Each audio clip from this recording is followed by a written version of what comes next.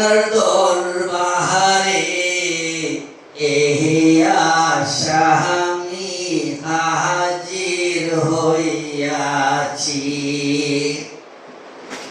আমার মতো অপরাধী মিজানের পাল্লায় উঠাও যদি, ক্ষমা পাওয়ার আশা কি আছে? আমার মতো অপরাধী মিজানের পাল্লায় উঠাও যদি, ক্ষমা পাওয়ার আশা কি আছে?